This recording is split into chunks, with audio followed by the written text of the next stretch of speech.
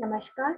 Myself Dr. Deepti Bisht, Professor, Department of Kaya Chikitsa, Faculty of Ayurvedic Sciences, Jyoti Vidyapeeth Women's University, Jaipur. Today, for the class of PMS 4th year, the session which I am going to take is शीत पित्त. शीत पित्त शुरू करने से पहले एक important point कि जब भी हम शीत पित्त के बारे में पढ़ते हैं तो उसके साथ उदर्द और कूट दो अन्य व्याधियां भी साथ में जुड़ी हुई मिलती हैं. तीनों ही व्याधियों के लक्षण काफी हद तक एक जैसे हैं और चिकित्सा भी इनकी काफी हद तक एक जैसी ही है.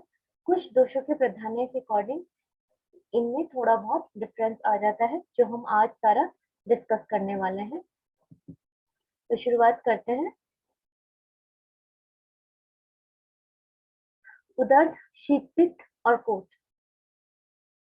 These three disease basically is one of the symptoms mentioned by Acharya when body exposed to asatmya ahar and vihar, for example, contact with poisonous material and sheet vayu, etc.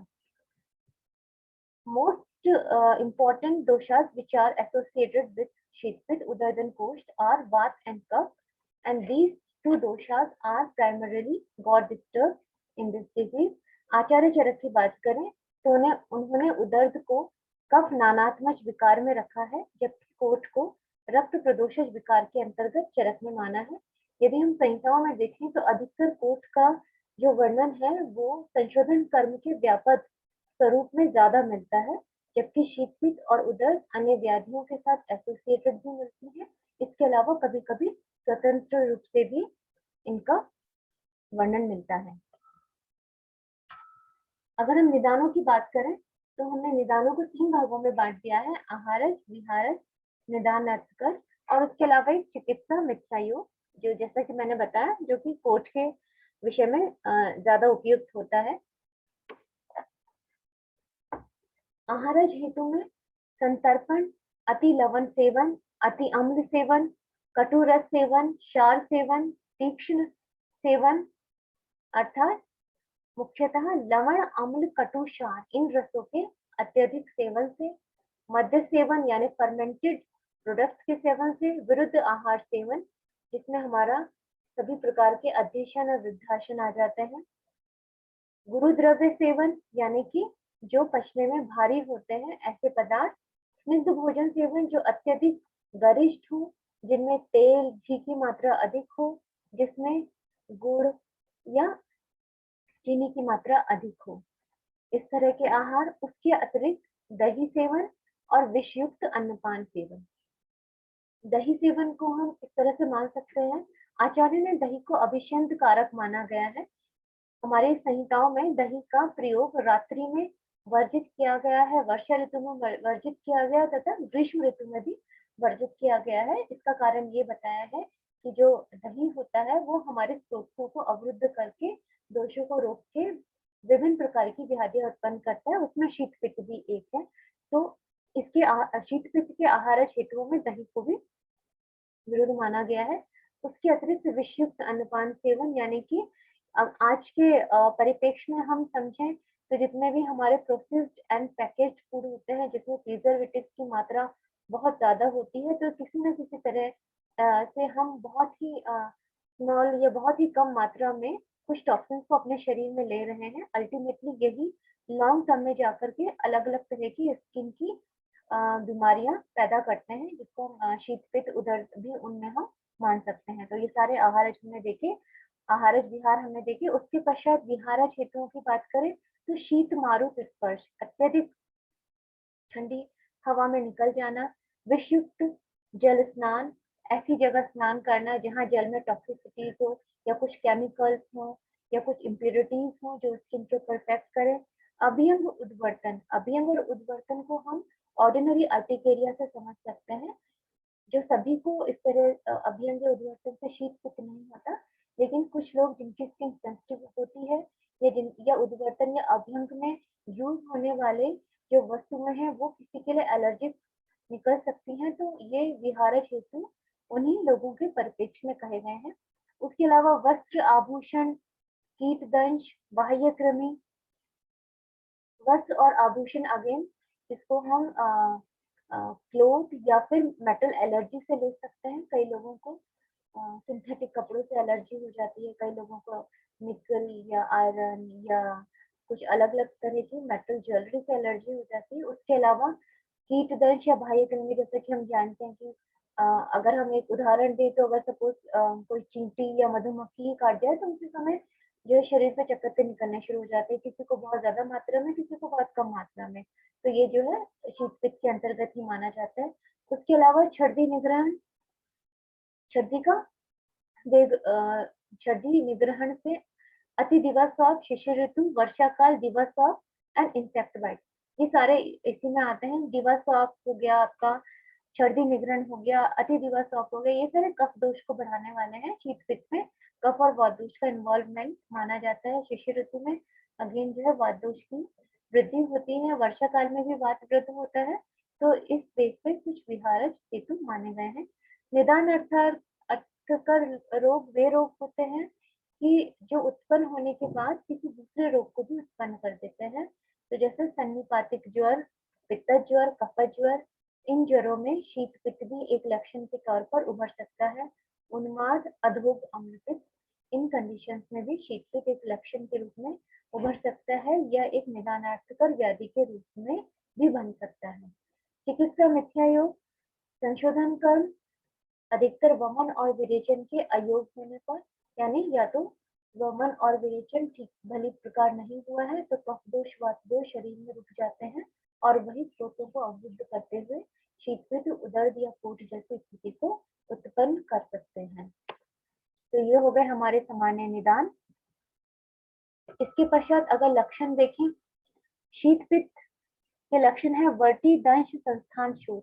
Varti अर्थात भंवरा, जैसे भंवरा अगर स्किन पे काट ले तो उसके दंश के समान, उसके दंश की वजह से जो शोथ उत्पन्न हो जाता है या जो एडिमेटल स्वेलिंग उत्पन्न हो जाती है, उसे जो है शीत पित्त की कैटेगरी में रख सकते हैं। तो वर्टी, दंश, संस्थान, शोथ हो जाता है।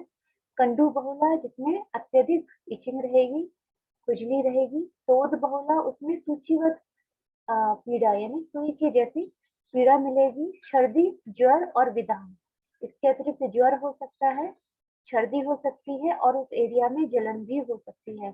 तो ये शीत पित्त के निदान है।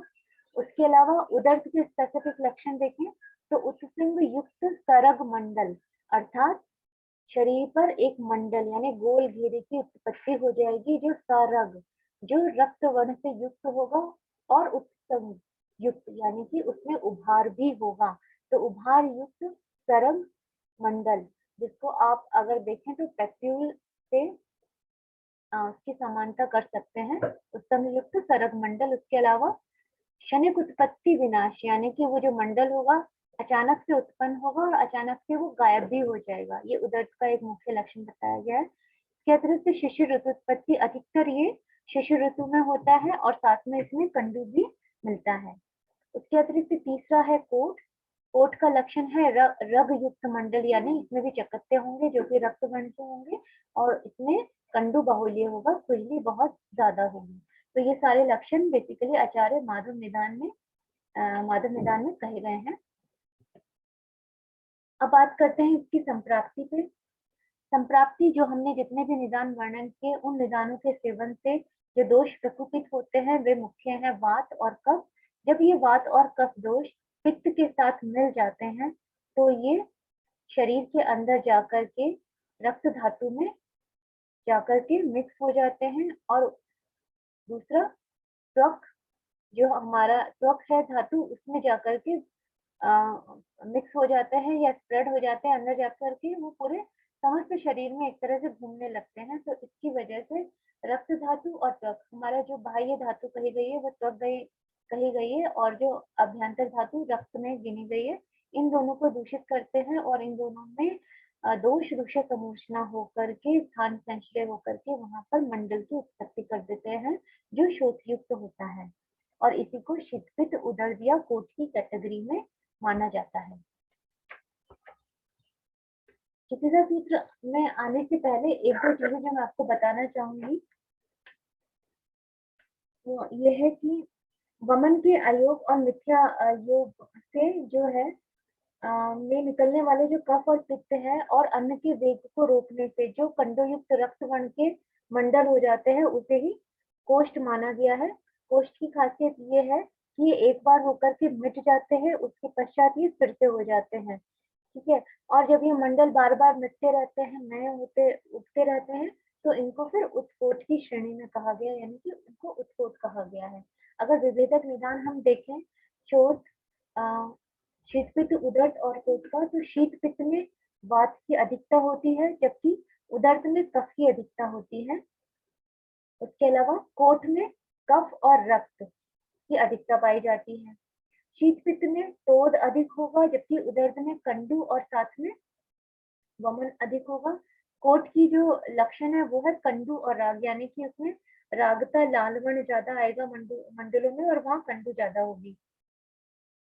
शीत पित्त को अधिकतर जो माना गया है वो शरीर पर शीत और उष्ण के प्रभाव से, यानी कि ठंडा और गर्म एक साथ हो जाए तो शीत पित्त जो है एकदम से हो जाता है, ये माना गया है। उदर की उत्पत्ति बेसिकली शिशिर ऋतु में ही मानी गई है और कोट को कहा गया है कि असम्यक पंचकर्म के प्रयोग से हो सकता है। तो ये जो है डिफरेंसेस हैं। और अष्टांग हृदय की बात करें तो उन्होंने उत्कोट और कोट को अलग से क्षुद्र रोगों की श्रेणी में माना है। अब बात करते हैं चिकित्सा सूत्र की।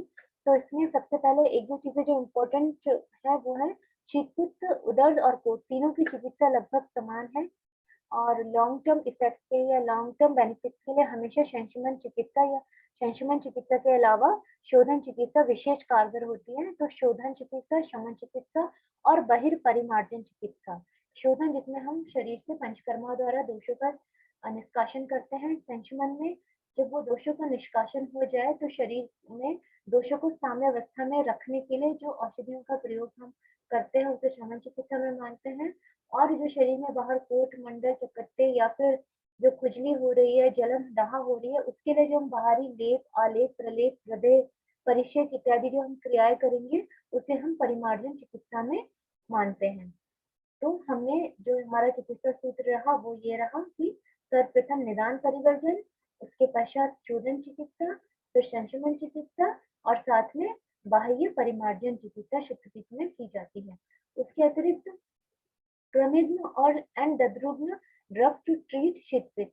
अधिकतर हम जैसे हमने इसके निदान में भी पढ़ा था जिसमें इसमें था कि विरुद्ध भोजन से या फिर टॉक्सिकेटेड फूड से या खाना शुद्ध ना हो उसकी वजह से शीतपित्त हो जाता है। कई बार शरीर में कुछ कीटों के या जिसको वर्म इन्फेस्टेशन हम कह सकते हैं उसकी वजह से भी एलर्जी होती है। तो हमें साथ में क्रमिज्म और दद्रुग्न यानी कि कंडुनाशक औषधियों का प्रयोग इंटरनली भी करना होगा। बाह्य परिलेप में तो हम करेंगे लेकिन इंटरनली भी हमें कृमिनाशक जो द्रव्य है जैसे कि आपका विडंग आ जाता है, जैसे आपका दारू हरिद्रा आ जाता है, ये आपके कृमिनाशक द्रव्य गिने जाते हैं, उनका प्रयोग करेंगे। उसके पश्चात patient suffering from POT should adopt a line of treatment prescribed for कुष्ठ, अम्लपित्त और उदर। ये स्पेसिफिकली आचार्यों ने मेंशन किया है कि जो व्यक्ति कोट से पीड़ित हो तो उसको कुष्ठ चिकित्सा, अम्लपित्त चिकित्सा या उदर्द की चिकित्सा के समान ही जो है लाइन ऑफ ट्रीटमेंट उसको इस्तेमाल करना चाहिए। सरसप तेल अभियम आचार्य ने बताया है, सरसप तेल जो है अच्छा वात कफ नाशक होता है तो इसके अभियम बाह्य परिमार्जन चिकित्सा के अंतर्गत आता है। उसके अलावा उष्ण जल परिषेक शीत पित्त में जो कि जहाँ पर वात दोष जहाँ वृद्ध हो या जहाँ शिशिर ऋतु इस समय ज्यादा हो तो उष्ण जल परिषेक हमें बाह्य चिकित्सा के रूप में करना चाहिए। संशोधन चिकित्सा में बात करें वमन की, तो वमन के लिए जो बेस्ट द्रव्य है जो हम इन विकारों में दे सकते हैं शीतपित्त, उदर और कोठ में, वो है पटोल, नीम और वासा। पटोल, नीम और वासा इनका काढ़ा या चूर्ण बना करके वमन कराना चाहिए। विरेचन के लिए त्रिफला, गुग्गुल और पिपली, ये तीन द्रव्य बेस्ट माने गए हैं, इनसे विरेचन कराना चाहिए। उसके अलावा मैंने बता दिया सरसप तेल सिंचन और उष्ण जल परिषेक करें। त्रिफला चूर्ण को मधु के साथ प्रयोग कराने से अच्छे इफेक्ट मिलते हैं। उसके अलावा भाव प्रकाश ने एक स्पेशल जो औषधि बताई है वो है अदरक खंड, यानी कि अदरक से बना हुआ अवले या चूर्ण, इसका प्रयोग करना चाहिए। उसके अलावा बृहद हरिद्राखंड जो है 10 ग्राम की मात्रा में दिन में 2 बार यूज करें तो वो भी जितने भी ये शीतपित्त उदर की कंडीशन है उसमें अच्छा इफेक्ट करता है। उसके अलावा और जो योग है, कुछ शास्त्रोक्त योग है जो मैंने इसमें मेंशन किया है वो भी आप देखें। जैसे हरिद्राखंड का यूज बहुत कॉमनली होता है, केशर गुग्गल का यूज होता है, आरोग्यवर्धिनी वटी बहुत अच्छी मानी जाती है, त्वचा विकारों में कफ नाशक माना गया है इसको, पंचशीरीष चूर्ण पित्त गुण प्रधान होने के कारण वात का कफ का नाश करता है। उसके पश्चात कामदुधा रस है जो दाह की शांति करते हैं, पित्त नाशन का कार्य करते हैं। ये वक्षार महापित्तघृत और स्वर्ण गैरिक, ये कुछ अन्य शास्त्रोक्त औषधियां हैं जिनका प्रयोग हम करते हैं। उसके अलावा कुछ आचार्य कहते हैं कि जो गोबर के कंडे की राख होती है उसका भी प्रयोग शरीर के ऊपर कर सकते हैं। तो बेसिकली जो कोट और उत्कोट की अवस्था में हमें कफ प्रधान कुष्ठ के समान चिकित्सा करनी चाहिए या पित्त प्रधान कुष्ठ के समान चिकित्सा करनी चाहिए। अर्थात कुष्ठ रोग में आए हुए जितने भी योग हैं हम उन सबका प्रयोग कोट की चिकित्सा करते समय उनको प्रयोग में ले सकते हैं। पथ्य और अपथ्य जरूर मेंशन करना चाहिए। आप अगर आप एग्जाम में इस क्वेश्चन को अटेम्प्ट कर रहे हो तो पथ्य में हमारे जितने भी सुपाच्य और लघु आहार है जैसे शाली चावल, मूंग, कुलथ, कारवेल्लप यानी करेला, उपाधिका यानी चौलाई, इनका प्रयोग करें। उसके अलावा उष्णोदक का प्रयोग जरूर करें जो कि आम पाचक और दोष पाचक माना गया है। अपथ्य में गुरु अम्ल स्नान और आतप और ठंडा पानी पीने में या नहाने में ये प्रयोग ना करें, ये शीत पित्त का अपत्य माना गया है। जितने भी जो हमने निदान जो देखे हैं वो सारा ही अपत्य है। जितने भी हमने निदान शुरुआत में डिस्कस किए हैं शीत पित्त उदर और के वो सारे अपत्य में ही गिने जाएंगे। तो जब भी आप अपना क्वेश्चन अटेम्प्ट करते हैं तो उसके अंत में चिकित्सा व्यवस्था पत्र के पश्चात पथ्य और अपथ्य को भी जरूर मेंशन करें।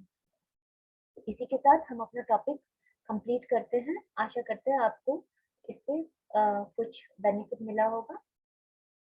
Thank you. Have a nice day.